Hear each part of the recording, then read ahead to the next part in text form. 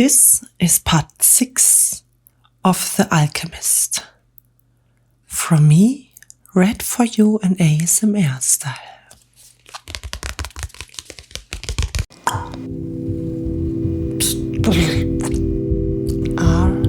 ASMR Katz.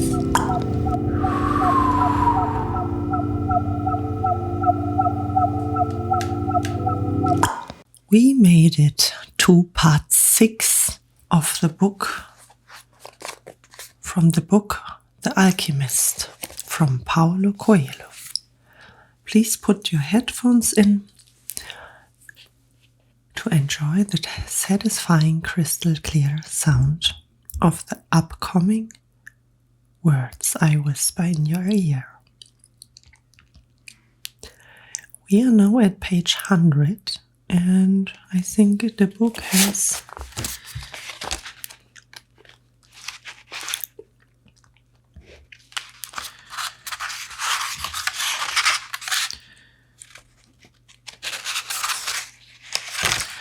around 180 pages. So there are 80 pages left. So it is the best that you listen to part 1 till 5, that you know where we are right now, and have also the ability to understand the words you can read between the lines from this book. Feel free to comment, subscribe, click on the notification bell, that I'm even more able in the future to make episodes like this. So let's start with part 6 of The Alchemist, written by Paulo Coelho.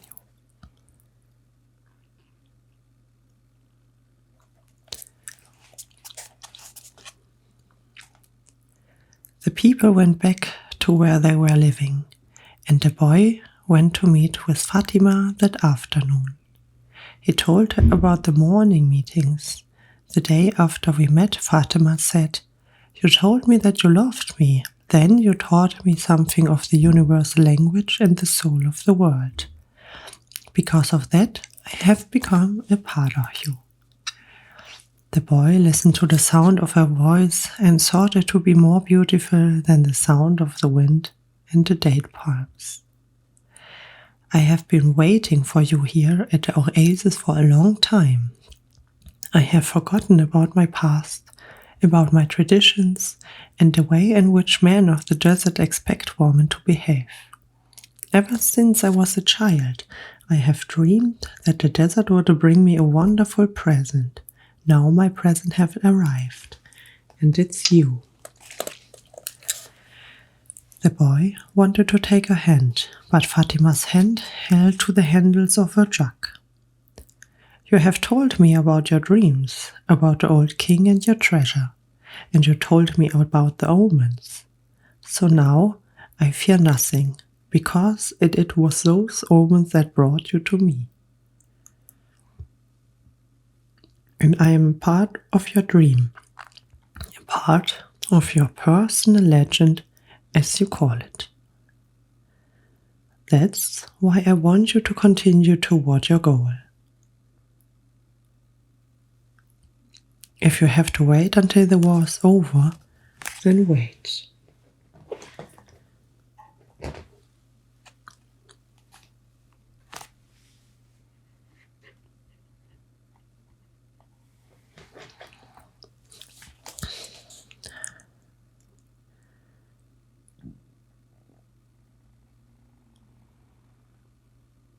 But if you have to go before then, go on the pure side of your dream. The dunes are changed by the wind, but the desert never changes.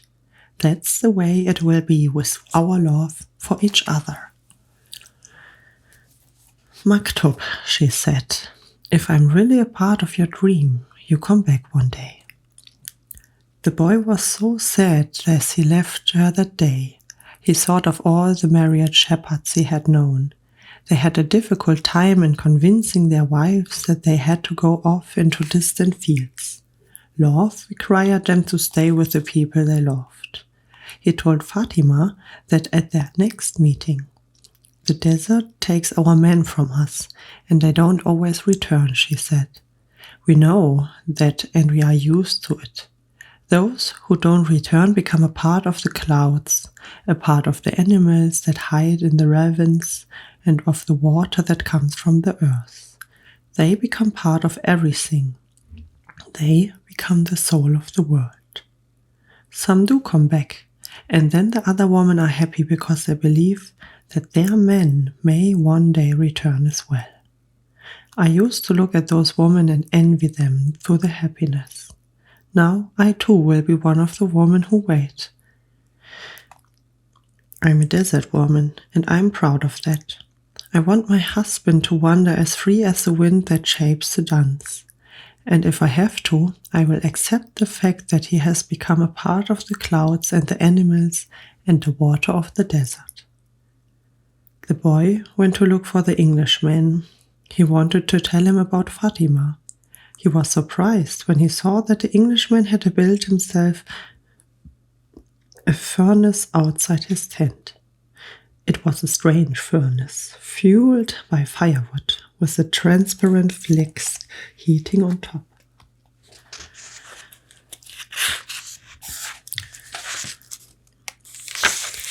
As the Englishman stared out the desert, his eyes seemed brighter than they had when he was reading his books.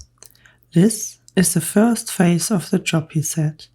"I have to separate out the sulfur. To do that successfully, I must have no fear of failure. It was my fear of failure that first kept me from attempting the master's work. Now I'm beginning what I could have started 10 years ago, but I'm happy at least that I don't wait 20 years." He continued to feed the fire, and the boy stood on until the desert turned pink in the setting sun. He felt the urge to go into the desert to see if the silence held the answers to his question. He wandered for a while, keeping the date palms of the oasis within sight. He listened into the wind and felt the stones beneath his feet. Here and there he found a shell and realized that the desert in remote times had been a sea. He sat on a stone and allowed himself to become hypnotized by the horizon. He tried to deal with the concept of love as distinct from possessions, and couldn't separate them. But Fatima was a woman of the desert, and if anything could help him to understand, it was the desert. As he sat there thinking, he sensed movement above him. Looking up, he saw a pair of hawks flying high in the sky. He watched the hawks as they drifted in the wind. Also, their flight appeared to have no pattern. It made a certain kind of sense to the boy. It was just that he couldn't grasp what it meant. He followed the movement of the birds, trying to read something into it. Maybe these desert birds could explain to him the meaning of love without ownership. He fell asleep. In his heart, he wanted to remain awake, but he also wanted to sleep. "I'm learning the language of the world, and everything in the world is beginning to make sense to me.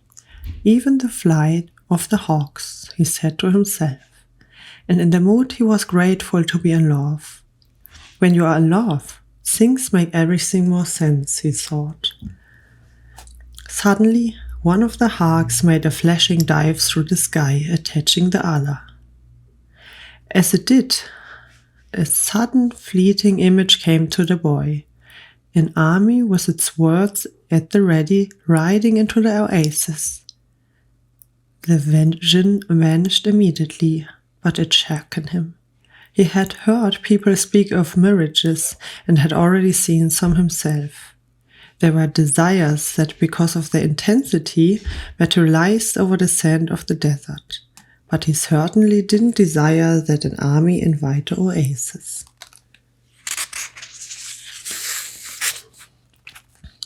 He wanted to forget about the vision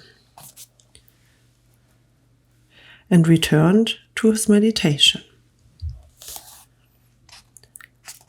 He tried again to concentrate on the pink shades of the desert and its stones, but there was something there in his heart that wouldn't allow him to do so. Always heed the omens, the old king had said. The boy recalled what he had seen in the vision and sensed that it was actually going to occur.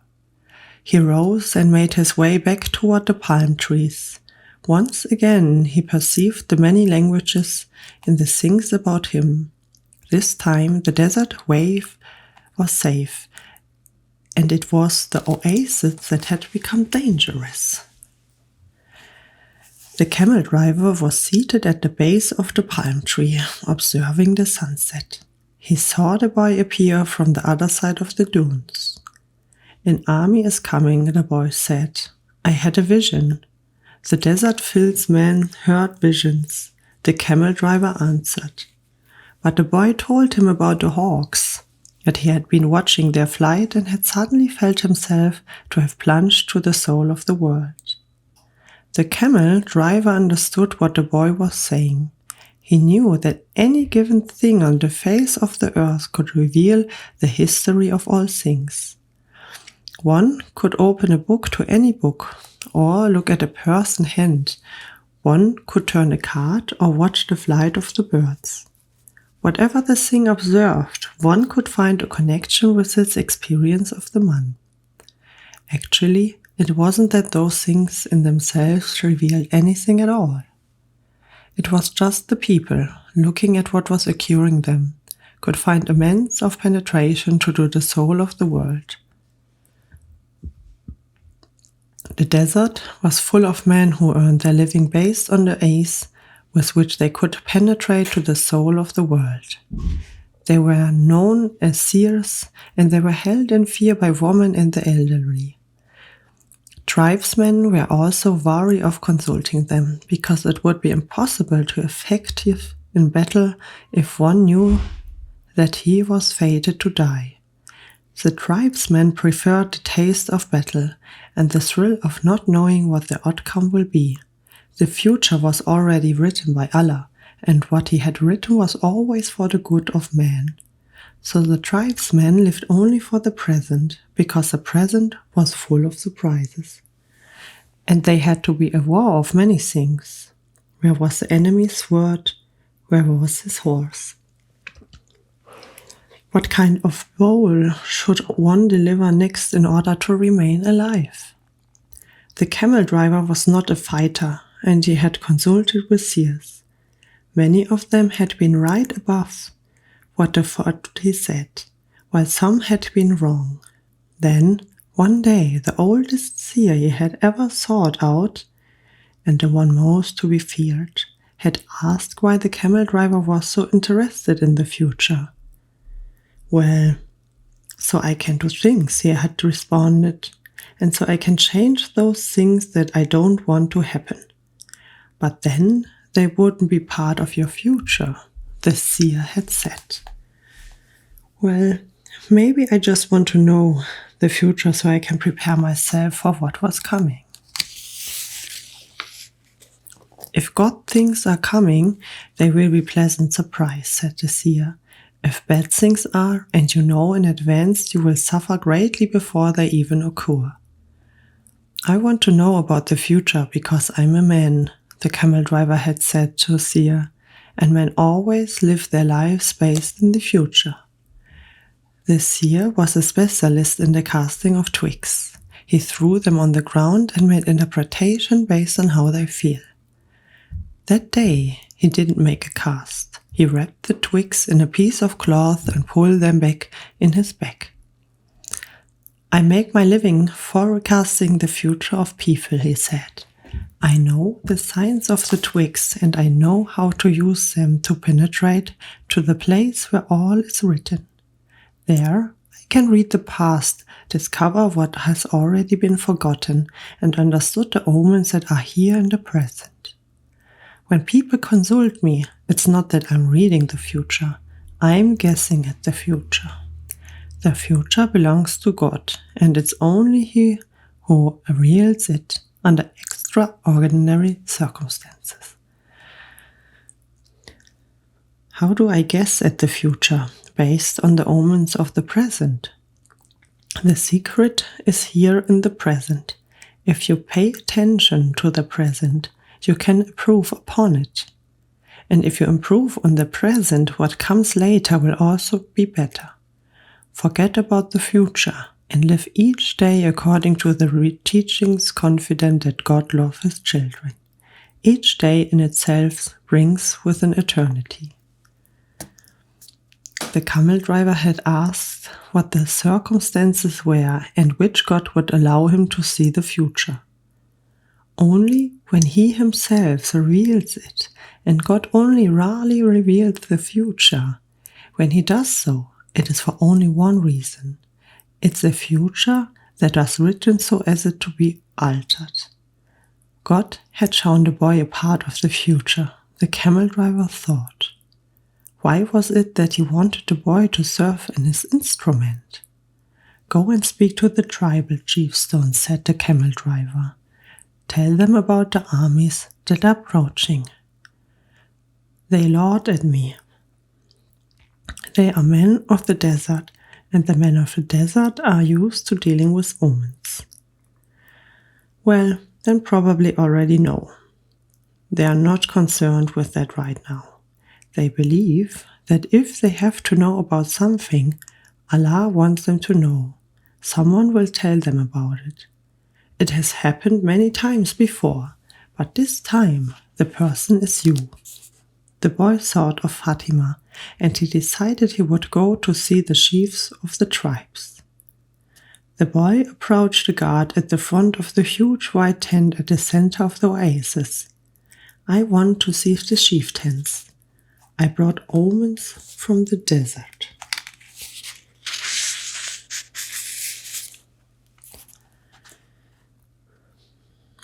Without responding, the guard entered the tent, where he remained for some time. When he emerged, it was with a young Arab dressed in white and gold. The boy told the younger man what he had seen, and the man asked him to wait there. He disappeared into the tent. Night fell, and as an assortment of fighting men and merchants entered and exited the tent. One by one, the campfires were extinguished, and the oasis fell as quiet as the desert. Only the lights in the great tent remained. During all this time, the boy thought about Fatima, and he was still unable to understand his last conversation with her. Finally, after hours of waiting, the guard bade the boy enter. The boy was astonished by what he saw inside. Never could he have imagined that there in the middle of the desert exists a tent like this. The ground was covered with the most beautiful carpets he had ever walked upon, and from the top of the structure hung lamps and hand-go gold, each with a lighted candle. The tribal chieftains were seated at the back of the tent in semicircle, resting upon richly embroidered silk cushions. Servants came and went with silver trays laden with spices and teas. Other servants maintained their fires in the hookahs. The atmosphere was stuffed with a sweet scent of smoke. There were 8 chieftains, but the boy could see immediately which one of them was the most important. An Arab dressed in white and gold, seated at the center of the circle. At his side was the young Arab the boy had spoken with earlier. "Who is this stranger who speaks of omen?" asked one of the chiefs, eyeing the boy. "It is I," the boy answered, and he told what he had seen. "Why would the desert reveal such things to a stranger when it knows that we have been here for generations?" said another of the chieftains. "Because my eyes are not accustomed to the desert," the boy said. "I can see things that eyes habited the desert might not see. And also because I know about the soul of the world," he thought to himself. "The oasis is neutral again. No one attacks an oasis," said a certain chief. I can only tell you what I saw. If you don't want to believe me, you don't have to do anything about it. The men fell into an animated discussion. They spoke in an Arabic dialect that the boy didn't understand. But when he made to leave, the guard told him to stay. The boy became fearful. The omens told him that something was wrong. He regretted having spoken to the camel driver about what he had seen in the desert. Suddenly, the elder at the center smiled almost impatiently, and the boy felt better. The men hadn't participated in the discussion and in fact hadn't said a word up to the point. But the boy was already used to the language of the world and he could feel that the vibrations of peace throughout the tent. Now, his intuition was that he had been right in coming. The discussion ended. The chieftains were silent for a few moments as they listened to what the old man was saying. Then he turned to the boy. This time his expectation was cold and distant. 2,000 years ago, in a distant land, a man who believed in dreams was thrown into a dungeon and then sold as a slave. Now, the old man said now in the dialect the boy understood. Our merchants bought that man and brought him to Egypt. All of us know that whoever believes in dreams also know how to interpret them. The elder continued. When the Pharaoh dreamed of cows that were thin and cows that were fat, this men I'm speaking of rescued Egypt from famine. His name was Joseph. He too was a stranger in strange land like you, and he was probably about your age. He paused, and his eyes were still unfriendly. We also observed the tradition. The tradition saved Egypt from famine in those days and made the Egyptians the wealthiest of peoples. The tradition teach men how to cross the desert and how their children should marry. The traditions say that an oasis is neutral territory because both sides have oases and so both are vulnerable. No one said a word to the old man. But the tradition also said that we should believe the message of the desert. Everything we know was taught to us by the desert. The old man gave a signal, and everyone stood. The meeting was over. The hookahs were extinguished, and the guards stood at attention. The boy made ready to leave, but the old man spoke again. Tomorrow, we are going to break the agreement that says that no one at the oasis may carry armies. Throughout the entire day, we will be on the lookout for an enemy. When the sun sets, the men will once again surrender their arms to me. For every 10 dead men among our enemies, you will receive a piece of gold. But arms cannot be drawn unless they also go into battle. Arms are as captious as the desert, and if they are not used, the next time they might not function. If at least one of them hasn't been used by the end of the day tomorrow, one will be used on you.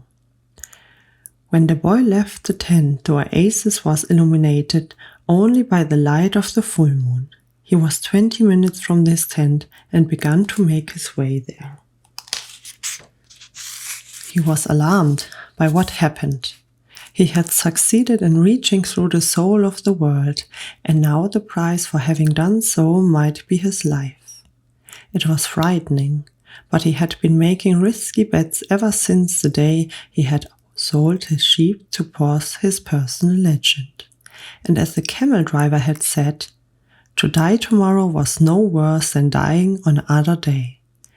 Every day was there to be lived or to mark one's departure from this world. Everything depended on one word, maktub. Walking along in silence, he had no regrets. If he died tomorrow, it would be because God was not willing to change the future. He would at least have died after having crossed the strait, after having worked in a crystal shop, and after having known the silence of the desert in Fatima's eyes. He had lived every one of his days intensely since he had left home so long ago. If he died tomorrow, he would already have seen more than other shepherds, and he was proud of that. Suddenly, he heard a thundering sound, and he was thrown to the ground by a wind such as he had never known. The area was swirling in dust, so intense that it hid the moon from view. Before him was an enormous white horse, roaring over him with a frightening scream. When the blinding dust had settled a bit, the boy trembled at what he saw. Astride, the animal, was a horseman dressed completely in black, with a falcon perched on his left shoulder. He wore a turban, and his entire face, except of the eyes, was covered with black. He appeared to be a messenger from the desert, but his presence was much more powerful than one of a mere messenger. The strange horseman drew an enormous curved sword from a scabbard mounted on his saddle. The steel of its blade glittered in the light of the moon. "Who dares to read the meaning of the flight of the hawks?" he demanded, so loudly that his words seemed to echo through 50,000 palm trees of Al-Fayyam. "It is I who dare to see," said the boy. He was reminded of the image of Santiago Mantemis mounted on his white horse, with the infields beneath his hoofs. This man looked exactly the same, except now the roles were reserved. "It is I who dare to do so," he repeated, and he lowered his head to receive a blow from the sword.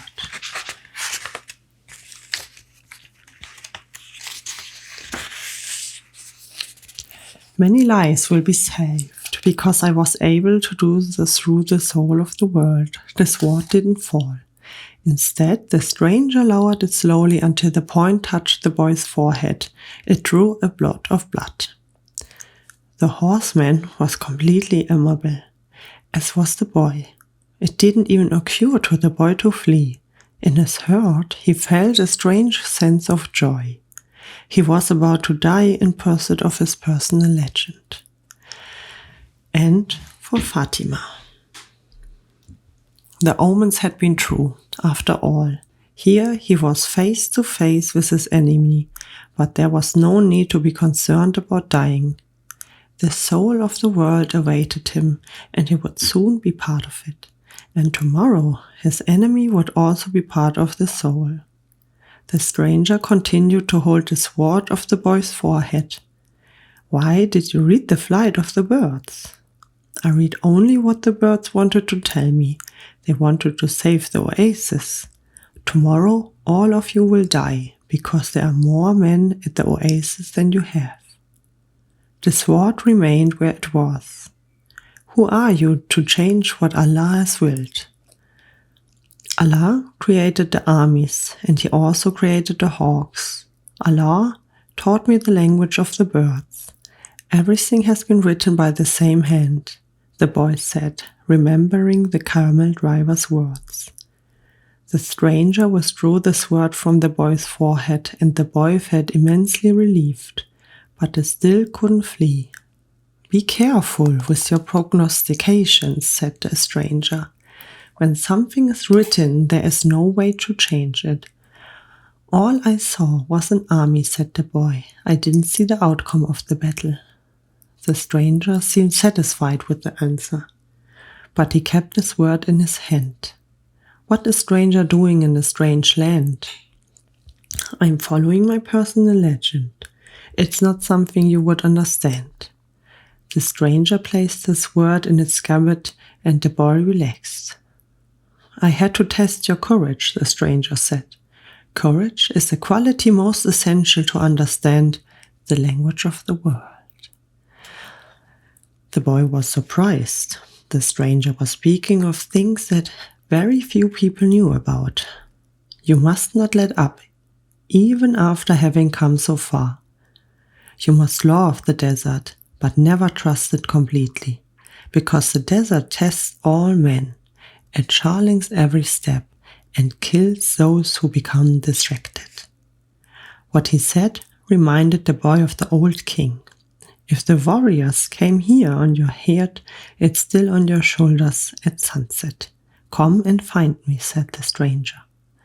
The same hand that had brandished the sword now held a whip. The horse roared again, raising a cloud of dust. Where do you live? Shouted the boy as the horseman rode away.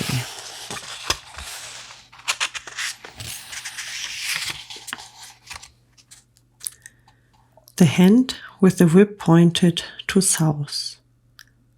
The boy had met the alchemist.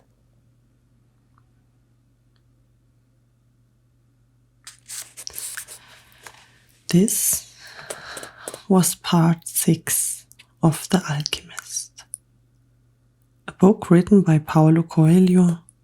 What is amazing to read between the lines.